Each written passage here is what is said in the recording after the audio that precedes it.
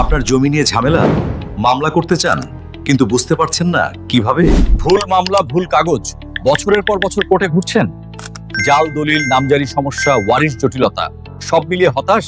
এই সমস্যার একটাই সহজ সমাধান, ভূমি অপরাধ মামলার পদ্ধতি বইটি।